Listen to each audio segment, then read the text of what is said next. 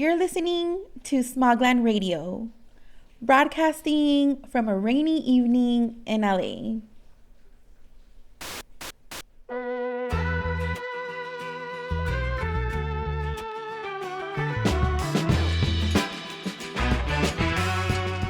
I'm your host, Nancy Meza.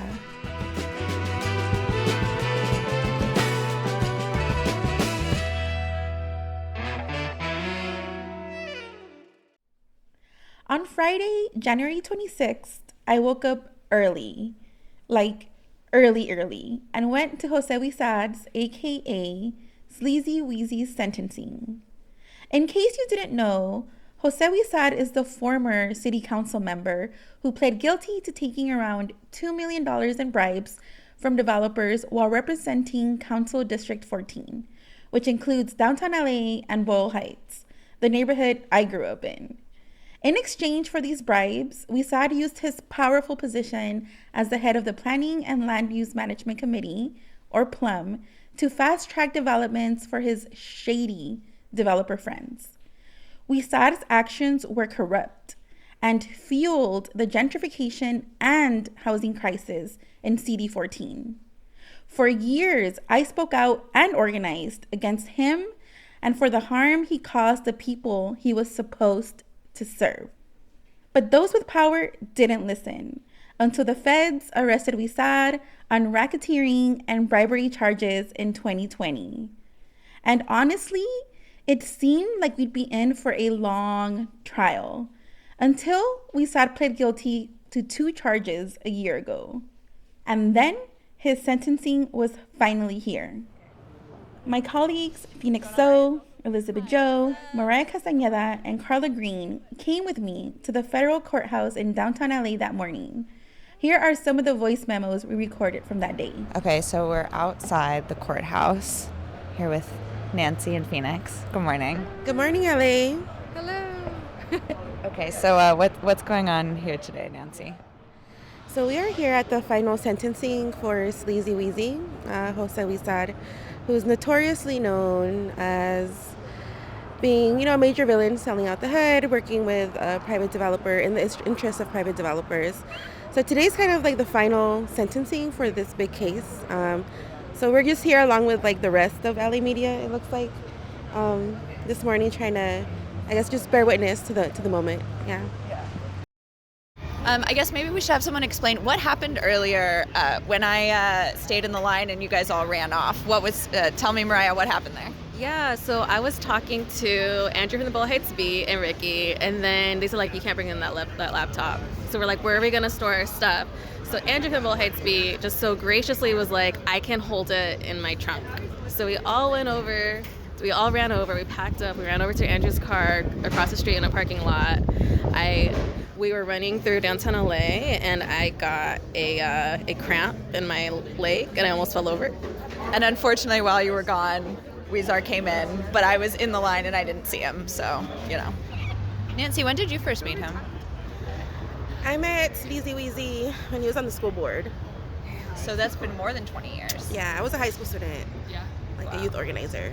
Yeah, he was our board representative. What did you think of him when you first saw him?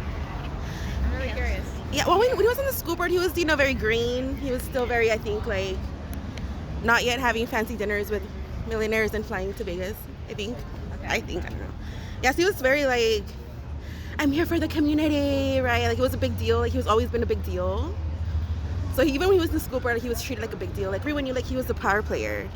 So I just remember him just always, being, either the target or your ally, But before, he was still more, I want to make things different, right? I want to, I guess, create some sort of change, yeah. Do you think when you first met him, he was already a sellout? Probably. I feel like LA, everyone uses the school board as a stepping stone to ascending to higher power. So I'm pretty sure he already had, his whole political career in mind. I'm going to be mayor. Yeah.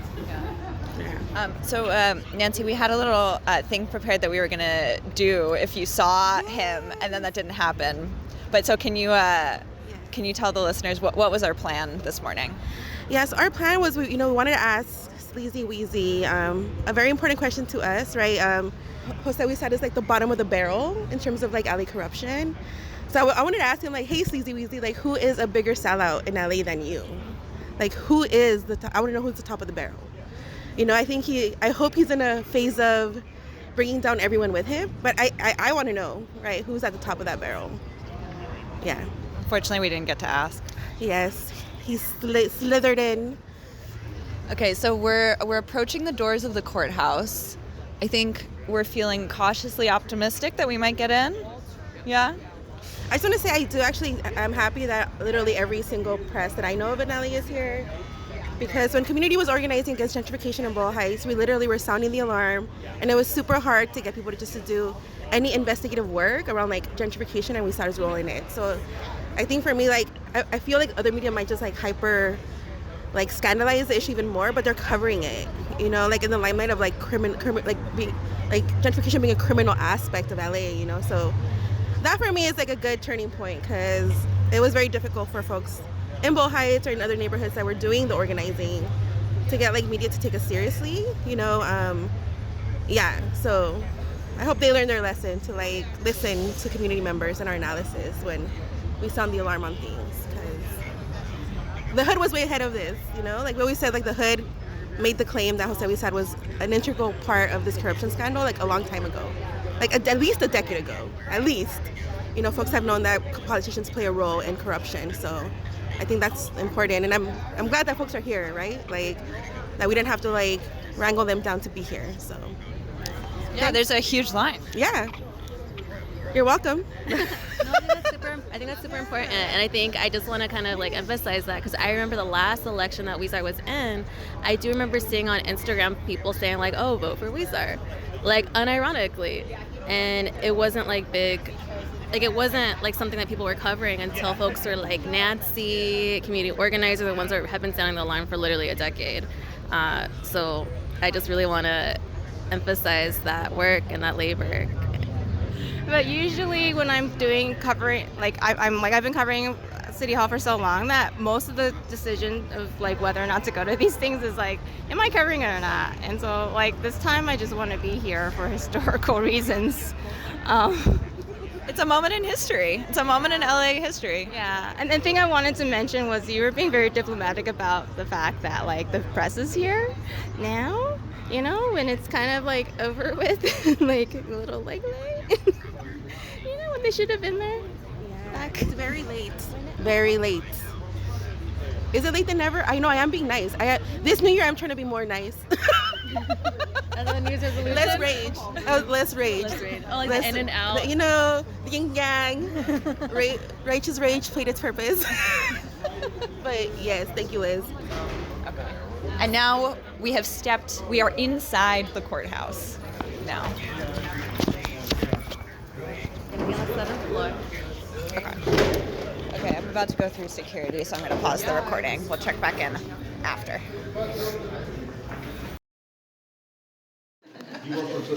Okay, I finally got my phone on. So, Nancy, what happened?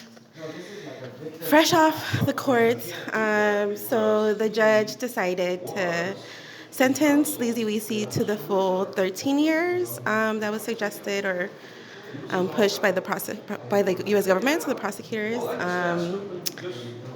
Yeah, it was so surreal to be in there, especially because I was hearing things repeated back to me, like from an official government judge that like me and my friends have been talking about for a long time, of like this whole entire just conspiracy theory and scheme. So it was just like a mindfuck, to be honest, to like hear it repeated back through like a judge in a very formal like process, like a U.S. government process, and you know, just kind of hearing his scheme laid out like from a government official was really was wild to me, because it just makes it so much more formal, right? Like this wasn't, you know, the hood calling Huizar corrupt, you know, a sellout. Like the judge said that he was a sellout. He used the word a sellout, you know, and enriching his own pockets in there. So I feel like for me, just kind of formalized our community complaints at the highest court, especially here in LA. So I'm glad we came, honestly, because it was just even good to bear witness to the moment I think this moment plays a huge importance in the history of LA. So I'm just glad that we could just be here also to just see that moment. There's a lot more justice to be done, definitely. And I was just really glad to hear the judge say that, like, the rest of the foods that are part of this enterprise scheme are also going to be held accountable, because I think that was the fear, right? That they will scapegoat Huizar, which rightfully he deserves a 13-year sentence. But I'm glad that there was some commitment made from an LA judge around the rest of the culprits in the scheme. So I was not expecting that, to be honest. Yeah. And then, Nancy, what happened after everyone left the courtroom? So after everyone left the courtroom, there was obviously a media frenzy rush, right, to get a quote statement from Huizar. So media kind of cornered him in the elevator. So I was able to yell at him as he was heading down. So I did yell. Our question was, who is the biggest sellout in LA, right? If it's not Huizar, I want Huizar to tell me and to tell the world who the biggest sellout is in LA. He didn't answer though. He didn't answer. Also, I was like the shortest one. So I think he heard me, hopefully. You yelled it a couple times. I think he heard you. Okay, yeah. I was channeling my inner Liz. My inner Elizabeth Jo of just, being persistent. So just shout out to Liz's energy and vibe, Liz, do you want to say anything? No, because it is pretty surreal, so I don't really have a lot of collected thoughts about it. I just have been, I think the issue of corruption is something that I have to think about a lot, covering the city and seeing how this behavior affects what actually happens to people in LA. It just feels important to me, because when I hear that people are spending their time enriching their own lives and ignoring a lot of the issues that are in LA, those are the issues. The communities in LA are the reasons why the stuff at City Hall is supposed to happen. And the thing that really resonated with me when the judge was speaking was that all of the stuff that he said he did that was so great were just his job, was what he was supposed to be doing. And that was that felt important that he said that. So yeah, I know you also it also resonated with you as well. Okay, should we go downstairs? Right now, I'm just loving this because we're outside the courthouse in LA Public Press. We came here on field trip. We came here, just to bear witness and to be here for this historic moment. And right now in front of us, what we're seeing is a media frenzy of literally every news media in LA getting to trying to be the first one to publish, right? Trying to be the first at the scene. So there's literally 30 cameras in front of me and reporters, bearing witness to a press conference. And LAPP, we're here to the side. We're here to the side because, we weren't tied to a story because we thought everyone was going to do it anyways. We're just here to bear witness and be part of this important moment and use it as context. So, we are going to integrate, what we heard here and, the facts and the data throughout our reporting this year. Or that's what I'm hoping to do, or, how we talk about corruption. That's really the thing that was missing from a lot of what people in City Hall, like Huizar, think about. They're not thinking about what's happening on the ground and just all the maneuverings that they want to focus on. Whatever. I was actually kind of curious, why you chose to say what you said to Huizar as he entered the elevator. Yeah. So why I wanted to ask him who he thinks is the biggest sellout is because time and time again, he himself has said, right, in his defense, I'm not the biggest culprit. There are bigger entities in this corruption scheme. And I want to know who they are. I feel I do think there is opportunity for redemption, and I feel that if Huizar literally dragged everyone else with him, I think that he would be doing a public service, right? Because I think no one else knows or is as entangled as he is. So I actually think there's a lot he could do, in terms of not kind of washing his hands, right? But helping with intel and information of who are these higher players. And it's something that also the last podcast, The Sellout, that Mariah hosted, they interviewed someone who kind of said Huizar is the bottom of the cesspool of corruption. And that always has stood with me. He is a critical figure, but there are others. So I feel like I just wanted him to know, like, if you're thinking about dragging everyone down with you, you should. Like, I do think that's a good strategy. And like, it would benefit, actually, the city a lot. Because we know these people, like, back each other up, right? Or there is a culture of secrecy, you know, with these folks, and, like, making sure that they don't get in trouble and things like that. Yeah.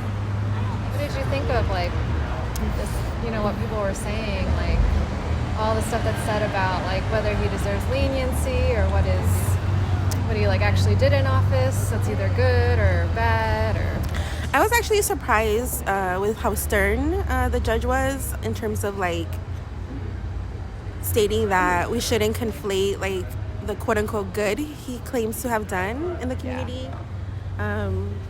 We shouldn't use that in terms of, like, trying to deflate or, like, sentencing, because that's literally his job. Like, he was a council member. And the judge said, like, you're a council member. Like, it was literally your job to do good. I assumed his lawyers would be just more on it, I guess. You know, his defense focused a lot on how, like, but we saw it's a good person and he's a dad. But I think that given, like, all the public information on this case, like, you know, like, that the public has, and I'm sure the judge has more information than us, like, I feel like maybe that might have worked in the past. It definitely did not work today. It did not work today, and I was glad to see it not work. Because I do think, you know, public officials will use that, you know, when facing corruption. Like, what about my family, right? What about my kids, my wife? And I think the judge even said, like, that's like, Huizar wasn't thinking about that while he was engaged in this corruption. Why is he thinking about it now? You know, so I think it's like, we just got to be, like, real and not let them use their family. You know, I know his you know, children is sick and things like that, but, like, I do feel like the defense focused too much on, like, he's a good guy given, like, all the evidence that we have in front of us, right? And even the public has in front of them. But it was just good to, like, be also, like, in the room with LA media and, like... Yeah, and I love how they all ran out immediately. I was like, where's the fire? Literally, once the sentencing was done, like, the media rushed out because once Huizar walked out, they just asked him a million questions. I feel like he kind of liked that moment, though. He loves the spotlight, you know? Or the gaslighter known as Goat Puppet was also there and fist bumped Huizar. I know. Yeah, he loves the, like, fist bumping people. Like, throwing people off. It's like, I just got a 13-year sentence. Fist bump. To my friends. So dignified. I think it's just sad. I think it's really sad. I think just kind of seeing, like, it was what we talked about in the sellout, but just kind of seeing how he went from being, you know, he's from Zacatecas.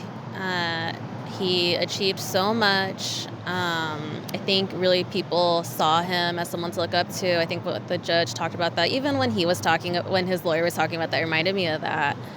But it also reminded me of how he used his identity, how he used his position of power to really, like, win trust from some people and evade accountability. And I think by trying to get people's trust, his constituents, but then also by selling them out with these bribes from developers, I think it's just so disgusting, and I think it's so sad. And, you know, they're talking about his family and how his family's going to be impacted in the kids. And when the judge said something like, oh, well, he didn't care about his kids or his family when he was doing all these things. Like, I think I kind of thought about the real cost. I thought about, you know, all the constituents that were being sold out. I thought about the folks that are now being priced out of their homes. I think it's just made me, like, sad just kind of see the gravity of it, and also just seeing him up there. He looked so much older than I've seen in pictures. You know, he looked so, like, tired, and I don't know. It just feels sad because it's, like, not for him. It just feels sad that, like, this had to happen. It feels really sad, and it feels sad that somebody would betray our communities like this. Yeah. He spoke, like, very briefly, and he seemed really cowed, and he talked, like, so quietly. Did you notice that? Yeah, I remember I heard him talk so quietly. I remember I was like, I heard recordings of him. I've seen interviews of him talk. And I was like, is this the same person? He just seemed like, I don't know. He seemed so, like, I don't know what the right word, like, meek. You said cowed? Yeah, meek. Just like, I'm like, dang, like, is this what it's, like, this person that would message his staffers and being like, T, in order to get tea from folks, the same person that would, you know, bully or who would like allegedly harass his staff, or one staffer. I think just see him be there so like quiet and like, I don't know. It was just like, just kind of discombobulated me for a minute. Yeah. I also, did you notice how they were talking about like this idea of like that he was like did a lot for his constituents, or like had this like good vision for downtown. Downtown got better while he was the council member. Like I feel like there was a lot of like buying into that idea that like, yes, he did corruption, but also he like helped make downtown better, and kind of like, I don't know, not really taking into consideration even just like the negative impact of like green lighting these kinds of developments to begin with. So I had to stop myself from chuckling when they mentioned GQ magazine as saying that now LA is on its way to becoming a world-class city, right, or something like that because of what Huizar did. I don't feel that way. I think LA has been and always will be a world-class city without corrupt folk, with or without corruption. I think the people make LA a world-class fucking city.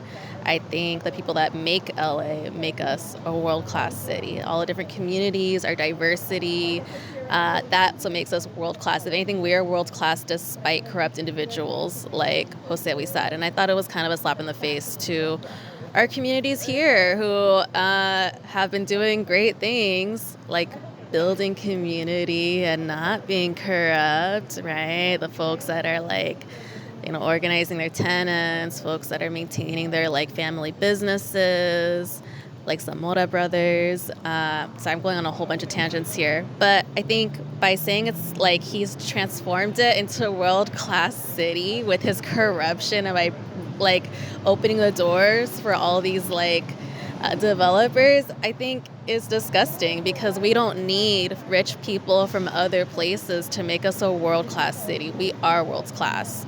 So I would push back on that a lot. And I think I wish I would have seen I wish I would have seen the judge like really take into account the people who have been displaced and now pushed out, the people that make LA a world-class destination or whatever. I wish there was more like emphasis on how he's pushed out those folks, our families, our people that built LA. And continue to build the fabric of LA every day. Like there's just no consideration for immigrants, for poor folks, for low-income folks, unhoused folks, that have also been displaced. So I thought that was pretty disgusting. Totally. Sorry, I went on a whole rant. No, I loved it. Anything else you want to say? I don't know. I haven't felt this passionate about anything in months, so thank you, Carla. I'm so glad. I love it when it's rare that I feel disgusted, but when I feel disgusted, I go on a roll because I'm a Scorpio, so. It was also, I thought it was funny that they like talked kind of at length about that like long unhinged appendix. Do you remember that? Yes. Because they were talking about like, oh, he's like trying to say that like Esparza should be going down too, and like all these other people need to be punished the way that he's being punished. Like it was like the judge had like really read his like kind of wild appendix, you know. He said he read it like several times, right? He said he read it several times. I couldn't even get through one time, so I don't know how the judge went through. Well, I guess it's their job, but I guess it's kind of my job too.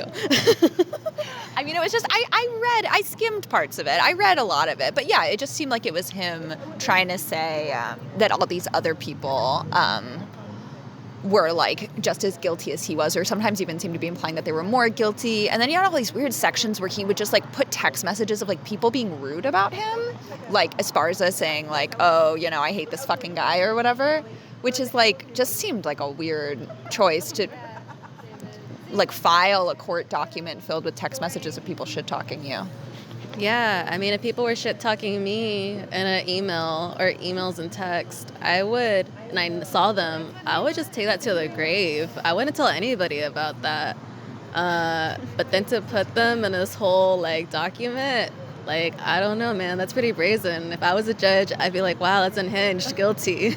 I'm just kidding. I mean, sentence to the max. I think it was like he was trying to prove like, oh, George Esparza said he was loyal to me, but actually he wasn't loyal. Like, look, he was like rude about me, but I don't know. I just don't know that it was landing. No, like, I understand that was the intention, but I would that I think the judge also agrees with me a little bit, not to put words in the judge's mouth, in his honor's mouth, but he basically said, this doesn't help you. Yeah, the judge didn't seem super convinced by the appendix. I feel like he made a couple remarks about, he didn't say it was unhinged, but I feel like it was implied in his tone. That was Phoenix So, Elizabeth Joe, Mariah Castañeda, and Carla Green, who came along with me on an LAPP field trip to the sentencing of Sleazy Huizy. And by the way, we're trying something different this year at Smogland Radio. Instead of releasing episodes every 2 weeks, we're going to be doing mini seasons with bonus episodes sprinkled in between. We're making the changes because we want to be able to investigate complex stories and bring you the full story here on the podcast. And well, that takes time. What you just listened to was our first bonus episode. Subscribe today and keep a lookout for our first mini season drop in May. In the meantime, you can continue to keep up with the many great things going down in our newsroom by visiting lapublicpress.org and following us on social media. We're on all platforms at LA Public Press. Like always, you can also donate to LA Public Press and support our longevity in this ever-changing LA media landscape. Donations can be made at any time throughout the year by going to lapublicpress.org/donate.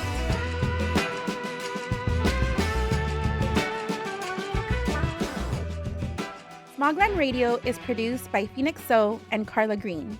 I'm your host, Nancy Meza. We're a production of LA Public Press, a non-profit newsroom for Los Angeles. Eduardo Arenas made our music, and Jaime Zacarias made our show art. You can also support us by leaving us a review on Apple Podcasts, telling your friends about us, or following us on social media. We're on all platforms at LA Public Press. Thank you so much for listening.